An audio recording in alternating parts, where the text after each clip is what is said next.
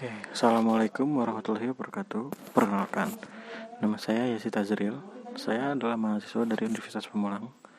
Saya akan mempresentasikan tentang proyek saya yang berjudul pembuatan web item game pada Microsoft Project. Oke, di sini proyek kegiatan saya yang pertama ada bertemu dengan konsumen. Yang kedua ada research, yang ketiga ada desain, yang keempat ada implementasi, yang kelima ada evaluasi.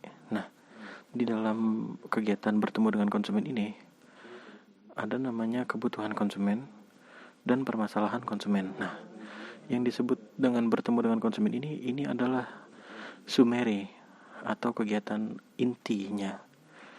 Kalau yang kebutuhan konsumen ini dia anakan atau namanya summary. Lalu kita akan menjelaskan kembali ke durasi. Durasinya ada 3 hari dari bertemu dengan konsumen.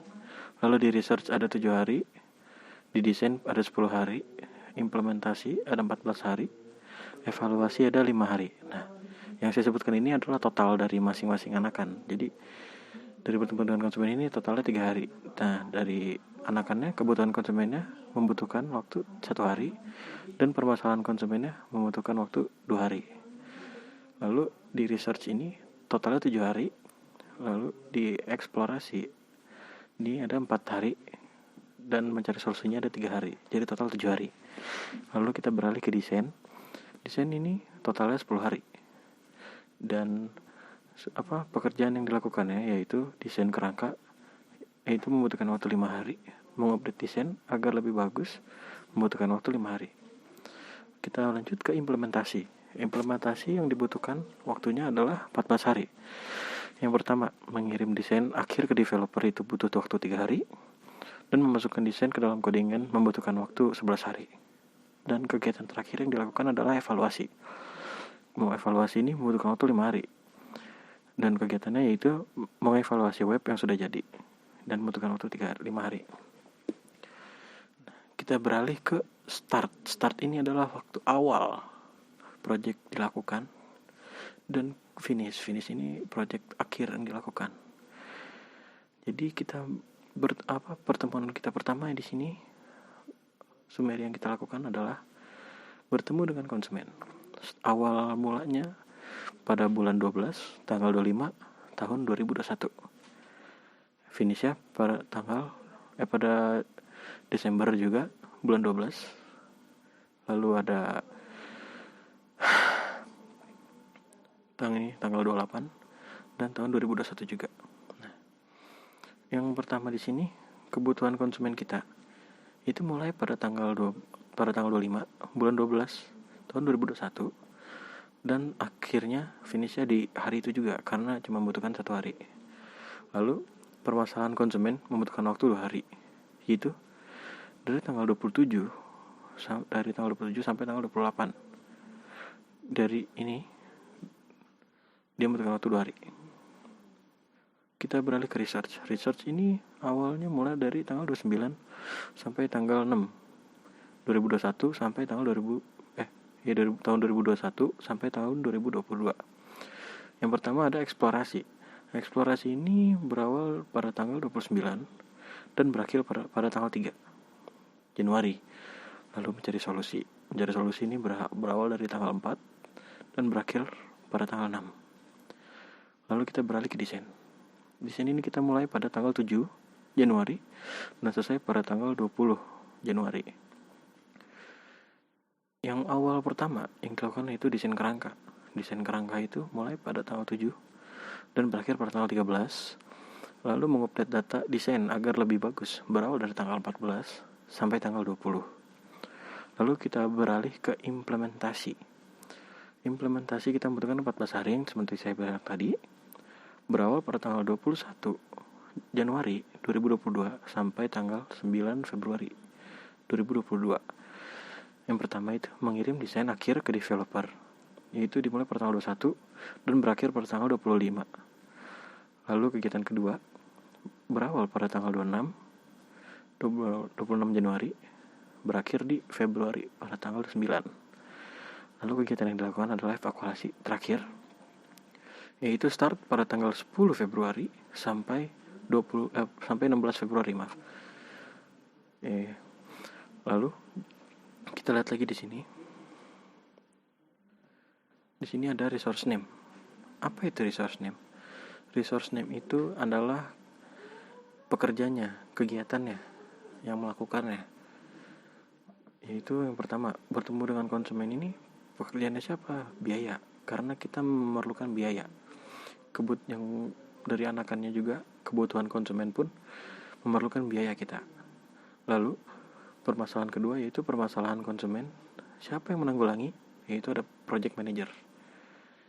Lalu kita pindah ke eksplorasi. Siapa yang bertanggung jawab di eksplorasi? Ada software analis. Lalu pindah lagi ke mencari solusi. Siapa yang mencari solusi? Ada software analis juga. Lalu kita beralih ke desain kerangka. Siapa yang bekerja di bidang desain kerangka? Yaitu database designer.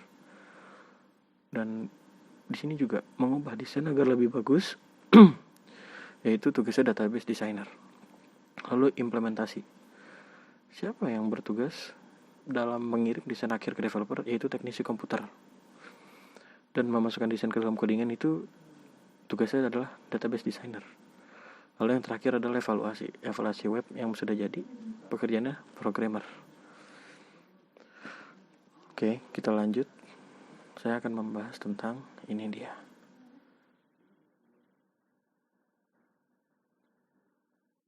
Nah, manual test nih, gambar dari critical path yang saya buat.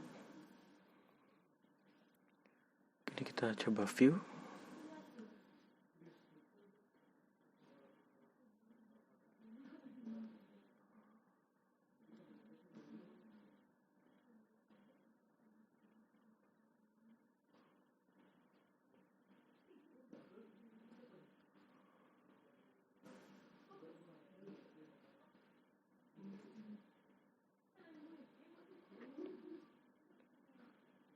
Oh sebentar, di mana ya kritikalnya ya?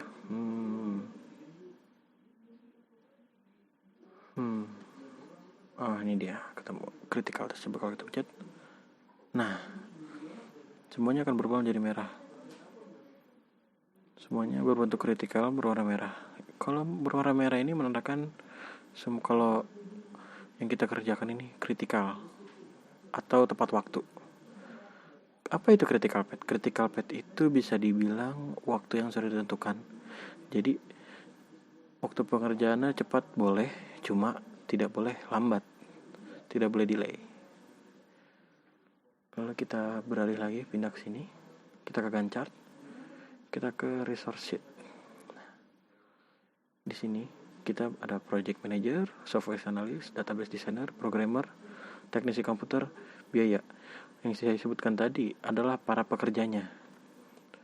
Nah, ini gaji-gaji mereka semua. Dari gaji project manager itu ada 950.000 per hari. Software analis ada 600.000 per hari. Database designer ada 2 juta per hari. Programmer ada 750.000 per hari. Dan teknisi komputer ada 650.000 per hari. OVT rate. Apa ini OVT rate? Ini adalah bonus. Bonus setiap pekerjaan dari mereka semua yang sesuai tepat waktu.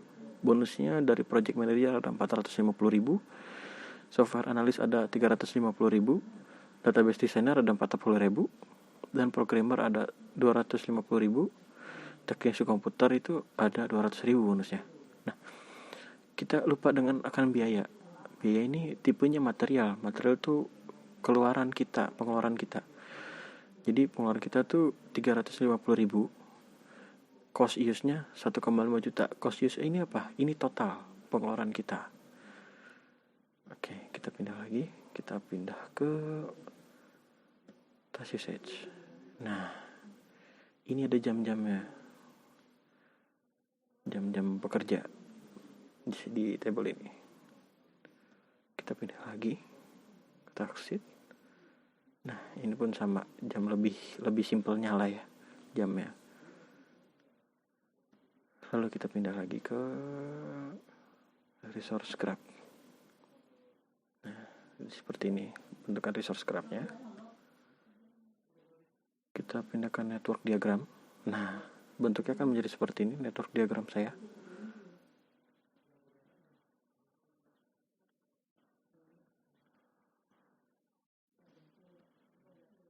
Nah, seperti yang dijelaskan tadi ya, kebutuhan konsumen. Nah, resnya ini apa? Yang pekerjanya. Durasinya 1 hari. Lalu permasalahan konsumen. Maksud dari gambar kayak gini, yang pertama, saya mengerjakan ini. Setelah ini selesai, baru pindah ke sini. Maaf. Baru pindah ke sini. Setelah ini selesai, baru pindah ke sini. Jadi berurutan, nggak bentrok. Mereka saling bergantian. Setelah mengerjakan task yang sebelumnya, baru mengerjakan setelahnya. Seperti itu. Kita pindah lagi. Kita pindah ke Gantt chart.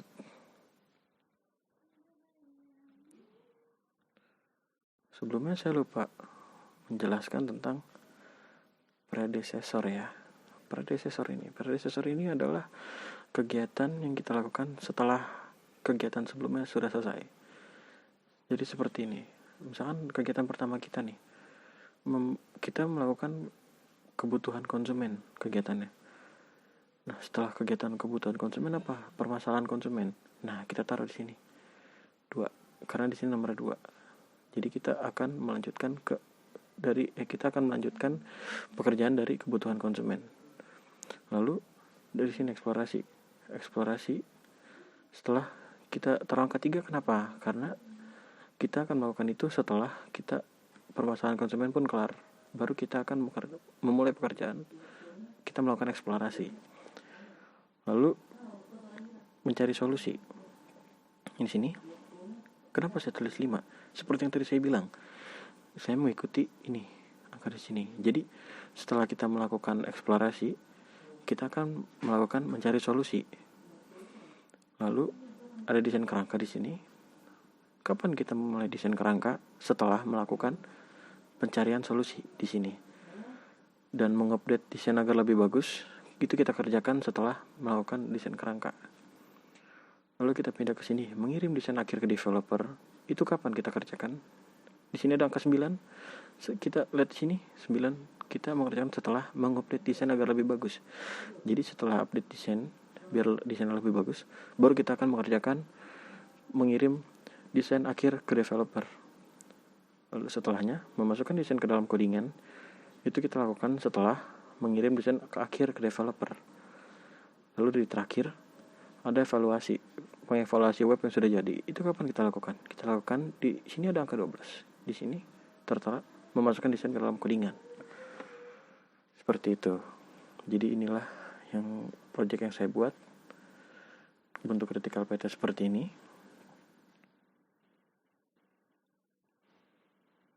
Lalu coba kita view di sini. Kita cek. Coba kita lihat cost. Nah, cost ini adalah biaya yang tadi saya bilang. Semua total cost dari project saya buat adalah 434.100.000. Cost dari bertemu dengan konsumen totalnya ada 18.900.000. Lalu kebutuhan konsumennya yaitu 1,8.550.000 dan permasalahan konsumennya 15.200.000.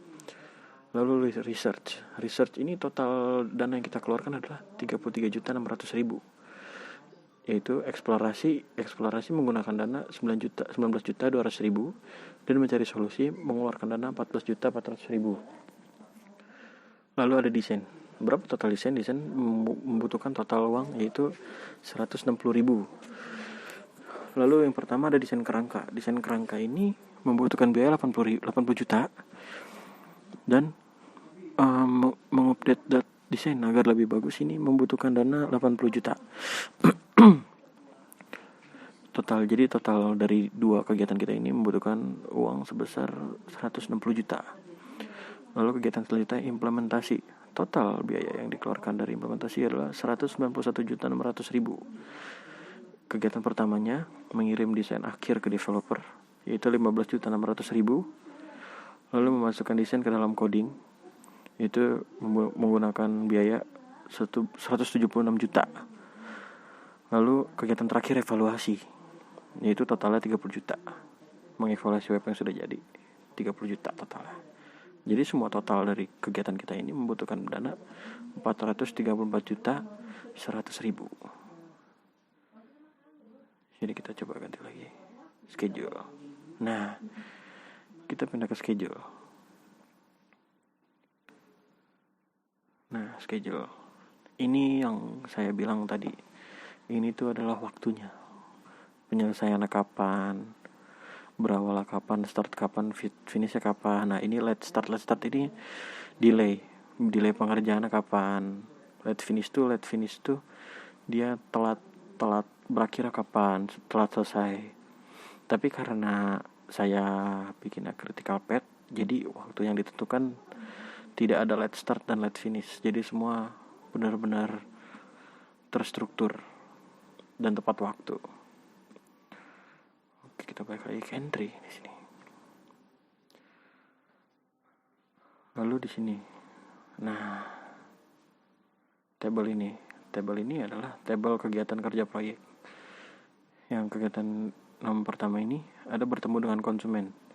Konsumen ini bulan pertama, research bulan kedua, desain bulan kedua, implementasi bulan kedua, evaluasinya di bulan ketiga. Implementasi bulan kedua dan ketiga, evaluasi di bulan ketiga. Kita turun di sini. Ini adalah rancangan kegiatan proyek. Yang pertama, ada kebutuhan konsumen, lama kegiatannya sehari. Kegiatan kedua, permasalahan konsumen, berapa lama kegiatannya 2 hari. Yang ketiga ada eksplorasi, yaitu membutuhkan waktu 4 hari. Mencari solusi, membutuhkan waktu 3 hari. Lalu ada desain kerangka membutuhkan waktu 5 hari. Mengupdate desain agar lebih bagus di sini menggunakan waktu 5 hari. Dan mengirim desain akhir ke developer membutuhkan waktu 3 hari. Lalu memasukkan desain web ke dalam codingan membutuhkan waktu 11 hari. Lalu mengevaluasi web yang sudah jadi membutuhkan waktu 5 hari. Nah, ini adalah workflow dan critical path-nya. Kenapa saya bilang saya tepat waktu? Jadi tidak ada bercabang-cabangnya di sini. Jadi lurus. Jadi ini kegiatan pertama. Setelah melakukan kegiatan pertama, kita melakukan kegiatan kedua. Setelah melakukan kegiatan kedua, kita lanjut ke kegiatan ketiga. Setelah itu berlanjut kegiatan keempat, berlanjut lagi kegiatan kelima, berlanjut lagi kegiatan keenam, berlanjut lagi kegiatan ketujuh, berlanjut lagi kegiatan ke-8, lalu yang terakhir berlanjut lagi kegiatan 9. Dan bentuk critical path-nya seperti ini. Dan kenapa? Harusnya kan kalau misalkan tidak tepat waktu itu di bawah dan atasnya beda ya. Ini sama karena tepat waktu saya mengerjakannya. Dan terima kasih, itulah presentasi dari saya, kurang lebih mohon maaf. Wassalamualaikum warahmatullahi wabarakatuh.